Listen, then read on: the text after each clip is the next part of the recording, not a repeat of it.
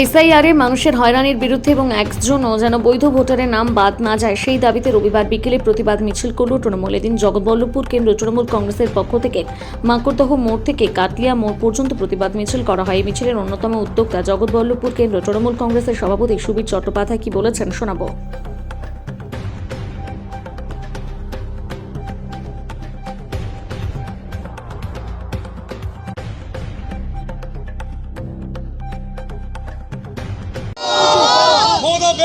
সারা বাংলা জুড়ে আমাদের নেত্রী মমতা বন্দ্যোপাধ্যায়, আমাদের সেনাপতি অভিষেক বন্দ্যোপাধ্যায় তাকে নির্দেশ দিয়েছে এই আজকে 25শে জানুয়ারি, আজকে ভোটার্স ডে।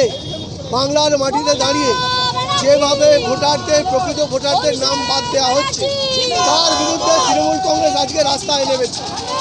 আমাদের নেতা এবং নেত্রীর নির্দেশ, বাংলার মাটিতে দাঁড়িয়ে কোনো বৈধ ভোটার যাতে বাদ না যায়।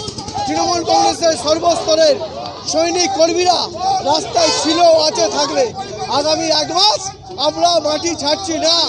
আজকে তাই বিজেপিকে বলে দিতে চাই, এই মাটি মমতা বন্দ্যোপাধ্যায়, অভিষেক বন্দ্যোপাধ্যায়ের মাটি।